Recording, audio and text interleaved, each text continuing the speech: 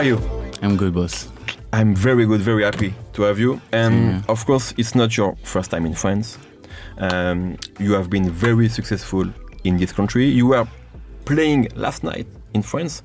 What's your relationship with France and with the audience here? And also you had HEIS on your last album, the French artist. So I have the feeling France is kind of important for you. Yeah. Yeah? In as much as every country is important. Of course, because you're a global artist now. Yeah.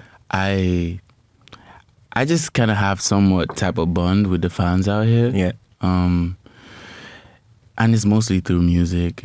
And I've not performed a lot in France. I think I've just performed max 3 times.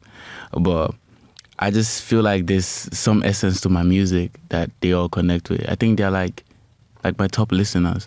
Yeah. France has been so good to me. I appreciate the fans. I appreciate the love. And I do my best to connect with them whenever I'm out here. But I feel like it's the essence in the music that they really rock with. And I hope I continue to do that for years to come. I just said something. I said you're a global artist. And it's true because in 4 years, you became really global. You come from Nigeria, of course. And then now your music is listening to the whole world. Yeah. And did you realize that? And how do you feel that? Just the fact of being global and being listened by the whole world, actually. It must be weird. It's not weird. I just feel like everyone has a place in my music. You know, sometimes you see the fans might get confused. They'll be like, this is not the Rema I want. This is the other Rema. I want the other Rema. And this, that. But that Rema you don't want is a Rema that someone else wants. So I feel like with the different diverse sounds that I venture into, I've been able to touch multiple territories all at the same time through a project, through an album, through a single. It's very multidimensional. So I'm not surprised by the success. I believe that to somewhat level, everything I do is intentional. Yeah, but okay. I don't take it up to my head as perfectionism. I just do it at free will. But I just have a little sense of intention at the back of my mind when I go in the studio. Okay. About people wanting a specific Rema, or because your last album was very successful. Of course, there was Calm Down, but it was not only Calm Down. You had several hits on this one, and then now you're coming back with a new project. Yes. So first of all, how do you challenge yourself after an album like the previous one? My last album, I had something at the back of my mind, not gonna lie. Yeah. If I had the chance to make it 100% perfect, I will not make it perfect. I'd rather make it 80%, 70%. Because it gives me something to look forward to. That's the essence of life. If everything is perfect, then you wake up in the morning, what are you chasing? Right? So I feel like I added another 10%, still not perfect. Yeah. Still keeping every level of perfectionism for, the different intervals that I'm going to drop my different albums. I feel like this one is more raw. Yeah. It's more raw, it's more local. It's like a reset, taking Afrobeat back to what it was, from the beats to the lamba to the vibe, the flow, simplicity, even in the mixing, the dirtiness, you wanted something which was more raw. Yeah, raw and organic, because I feel like with the success that has, come to Afrobeats, I feel like it's slowly changing our perception of the sound, I know, not to shade anyone, but everyone is, chasing something that the whole world can enjoy, in as much as they are doing what they love. But I feel like with the success that has come, I feel like we're listening to the voices of the world too much, and we gotta listen to the voices back home to just keep our roots. Our roots is very important. Afrobeat for what it is very important, and I feel like this project is helping me bring back that essence, bring back that energy and place a reminder, not just for the fans but for the creators. It's also quite difficult because like it's a reset to the fan base ears. You know, it might not be my music. It might just be what they have been digesting for a long time. Yeah. So they might put the blame on my music. Like, what song? What kind of song is this? Why are you doing this now? Oh, I feel like I've heard something like this in 2015. But yeah, but it might not just be me. It might just be what you have been fed with over time. So, you know, get used to it. When you say getting to what Afrobeat originally is, did you listen to a lot of like old albums, of course, because you had many and great Afrobeat artists, of course, Fela Kuti and legends like that. Yeah. Did you listen to these guys, to these people, to create this new music, this new body of work? I had to go back, you know. I feel like mostly I took a lot of inspiration from Mohit, because the first 4 seconds when a Mohit song coming, you already know it's a Mohit song. Don Jazzy just go crazy on the beats, you know. Yeah, you know, the times where Olamide used to drop, you know, crazy hits as well. Like he still drops crazy hits, but like at the time where when an Olamide song comes on, you still know it's, you know, P Square, you know, Two Face or Timaya, you know.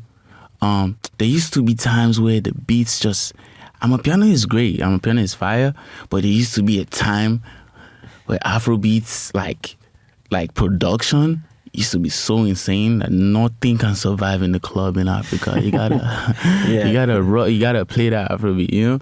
But I'm not saying we lost that, but I'm just saying that we need more of that. I don't really want us to go too far off away from that. We need that to continue.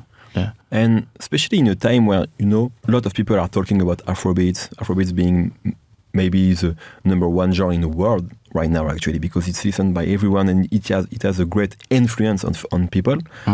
Do you feel a responsibility, like someone like you has to take it back to the roots, maybe? Yeah, since day one, I felt chosen. I felt like, yes, there's definitely a role to play. And it's quite good seeing someone with this high level of success. It's easy to just continue, you know. I have songs in. You could do another Calm Down or you know. I have songs to continue evolving Afrobeats in this wavy path and this globalization path. But I feel like I'm going to be in the game for a long time, right? But that essence of where I'm from, I don't want that to change. You know, like my boys would tell me, no go over Yankee. Over Yankee means don't when you leave Nigeria, don't over digest what's out here, because that's not what started your hunger. That's not what built your perception of sound. That's not what like blew you up to be out here, you know, living a life, chilling, you know, enjoying the fanciness of fame, you know. If you over Yankee, you go forget a lot of things, you understand? Okay. So, you know, being someone that has been on crazy stages, the Ballon d'Or, I've been on insane stages, I was there. Right? I saw you at the Ballon d'Or. I was in the crowd. But seeing that person still respect the rawness, the richness in being local, and not caring about the rest of the world's perception, or not trying to please nobody, you know, having to drag the world back to the roots. This is how it all began, you know. Yes, kudos to the high levels of lyricism and, you know, the evolvement of Afrobeats and all of that. But I won't lie, in the past 15 years, Afrobeat was really built on heavy vibes, you know, heavy vibes. People were happy making music. It didn't sound like it didn't sound like 10 songwriters were in the studio doing that stuff. It's like, it was just happy music. We loved it first before the rest of the world started enjoying it. But these days, the table's turning somehow. It's like we lean into the rest of the world, and then before Africa catch up. But no, I'm keeping it raw. I'm keeping it organic, and it's up to the rest of the world to catch up, because I'm not trying to please nobody. Yeah, interesting. And we're talking about Afrobeats, but you're also praising Afro Rave. Can you explain a little bit what is it? You know, I always stood by my sound, because I'm someone that has been criticized a lot. Yeah, especially when you arrived at the beginning. From the beginning, and then I understood what hate means. Like, and people don't know you. It's just like, what the, Yeah. Until this day, I face it. Everybody's label whatever I do to something that they close. That's like that they have a close understanding to. When you hear my sound, say, oh, you're Indian. Oh, I do this. They say, oh, you're acting like this person. Oh, I do this. And I say, they never just say, Rema, just take this one. Just take this one. You're this. Now, they always want to label it to something, but it's understandable. It happens, right? Yeah. But for sound-wise, I wanted to stand behind something that they criticized. I wanted to build on that thing that they criticized. I had to brand it. I had to name it, I feel like if I just keep going back and forth with people, it will not have enough essence as much as I want it to have. So when I label it in one word, instead of just shouting my sound, my sound, my sound, my sound, it's like, what sound? Yeah. I just had to label it, right?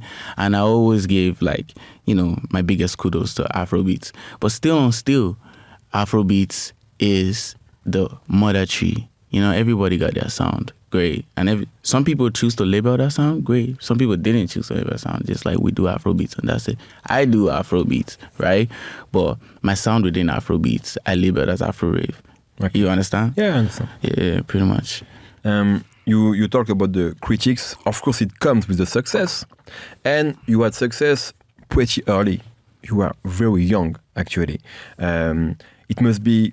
I can't imagine how is it to just manage success when you are 19 and manage success and critics also. Of course, we know the good stuff, but there are also the bad stuff that happened to an artist like you. How did you manage to cope with that, to live with that, with the pressure and the critics when you were that young? First off, I would say I pray a lot. I pray to God and I just ask for His wisdom, His guidance, knowledge, patience. Yeah. And I am grateful for the people that I have around me. I got some good OGs around me to talk to me. Shout out The Prince, shout out Don Jazzy, shout out Baba T, and the rest of them. Rema. It's Sean, my manager. Yeah. But I've had good people from the jump. Do you think it's one of the most important thing for an artist to have good people around him? Yeah, good people that tell you the truth. Yeah. Tell you if you're wrong, tell you you're good, tell you if you're doing rubbish. I got good people, and then I've managed to do my best to stay calm. Just let people be people and just focus on what I'm doing. And that's it. I've spent most times, except for this year, I've been a little bit extroverted. I'm just an introvert. I just be inside, spend most time on my laptop making music, playing video games, reading books. I'm just quiet, Okay. Yeah. Do you watch a lot of movies too? Because I read, I think it was in JQ, that kind of part of your new music was influenced by Oppenheimer. Yeah, Ravage was very influenced by Oppenheimer. First of all, just seeing so much flames in my eyes and seeing someone who's just very passionate about making a big ass flame. Yeah. Sorry to laugh about it. It's not a good one. It's not, back in the day it wasn't a good one, but it's okay. Just seeing how passionate it was about making a big ass bomb. Yeah. And I just thought to myself, every song I say another banger. Yeah, that's true. It's it just kind of resonated with me in a weird way. Okay. And I was like, I think I should. So you saw yourself as Oppenheimer? Yes. And every track was just me just writing on that chalkboard. Okay. Every track was just me trying to put the bomb together, and then Calm Down was the biggest bomb. You get me? Yeah, I get it. What is the biggest Rema bomb? The song which is your that you in this new album that you see as the biggest one, maybe? Biggest one. I love the outro. Ah, beautiful. Yeah, it's a fantastic song, but I don't know if it's the bomb because it's more melodic. More melodic, but yeah, it's more emotional. Yeah, exactly. Yeah, I'll say Yayo. Okay. Yayo. There's a song I really wanted on the project, but it's just a little, Quanta. But okay, we'll save that for later. But okay. Yayo, I feel like it's gonna do really well. A lot of people are talking about that when they're talking about you is your work ethic. You seem to work very, very hard, and you produced a lot of music since we discovered you some years ago. We already have a lot of body of work by you, actually. Yeah. So how do you manage that? Like, are you always in studio writing, working? Do you give yourself some time to just chill also? Because from an outside point of view, it seems that you work a lot and you produce a lot of music. So how do you manage that? I try to get as much sleep as I can. Okay. You manage to sleep well? I manage. Okay. Sometimes very difficult, but like I manage. And what's most important is that, I communicate with my team and they always check on me if I'm getting, too much work. Yeah. We could make it less, but sometimes I just want to go. For music, I do most of like my engineering, my vocals and all of that.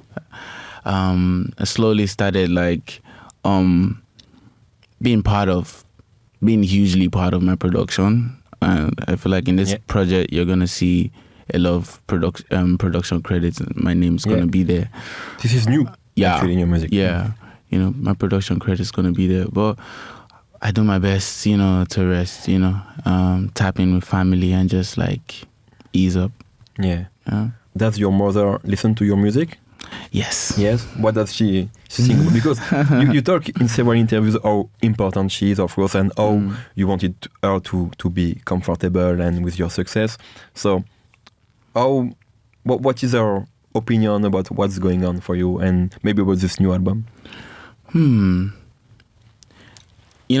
I spoke to her before I started making the project, and I was like, she got any advice from me, and she was just like, she don't really have an advice because at the end of the day I do what I want to do. But she just sending prayers, for God's inspiration, whatever message I'm gonna send, whatever spark, And when she said that, I think a week later, the idea of, having a project with a rich locality just hit me. Okay. And then I just rode with it, and it's been good, and I'm having fun with it. You talked about prayers, and I thought, correct me if I'm wrong, that you discovered music at church, actually. So, do you think that there will always be like some spirituality in your music? Yes, church played a huge role in my life, in my career, in my perception of the world, in my understanding of universal laws and spirituality, right? Yeah. But for my music, I bring everything in my reality to my music, however way I can. If it's love, if it's rage, if it's sadness, everything. I feel like there are different ways to express every particle of my feeling. Not everything my vocals can do. Some things the strings could do, some things the drums could do. I just try to communicate to the soul in different tones of drums, synths, however way I can. That's why no production can be finished if I'm not there. I'm always seated. Okay. So sometimes the producer will be like, I'm all the way in Japan, and I'll be like, I'll send you a flight. You gotta come here. I don't like to do stuff remotely. Max, you have to feel stuff. You have to be with the people. Yeah, especially finishing. Maybe we could start off something remotely, but finishing, I have to be there because I need to get a full grasp of the essence of the music, in its fullness. Yeah. When did you discover that you had this specific voice? at the beginning when you were young, or because you have a voice which is very, it's yours, it's no one else. Was it obvious that you had a beautiful voice? Was it hard at the beginning? Because it's also a special one. So when did you discover that? When did you realize that? 2018, mid 2018. Okay. 2018, yeah. I used to rap. I never knew how to. You had a rap group at the beginning. Yeah. I had several rap groups. Okay. But I used to rap. And slowly, when it was difficult to get a good chorus, I just like tried to do something. But it was not natural for you at the beginning. It was not natural. But for me, I got the opportunity to get signed, and no one has had that much big opportunity.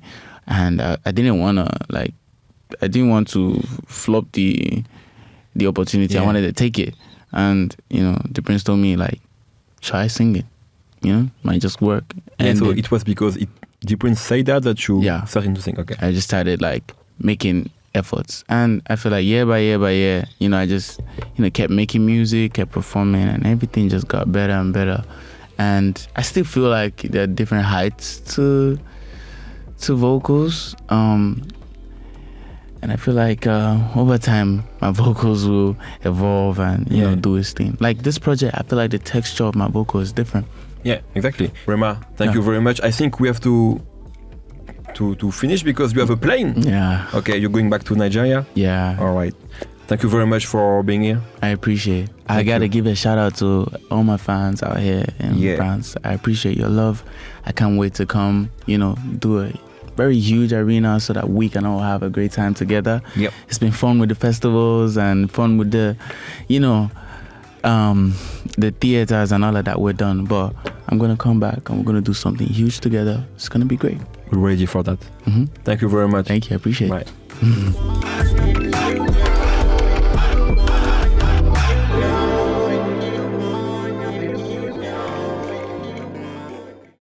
Merci d'avoir regardé la vidéo. Si tu veux en savoir plus sur la rap musique, n'hésite pas à t'abonner à Apple Music. Tous les vendredis, un nouvel épisode du Code Radio. La playlist régulièrement mise à jour également. Et nous, on se retrouve très très bientôt avec un ou une nouvelle invitée.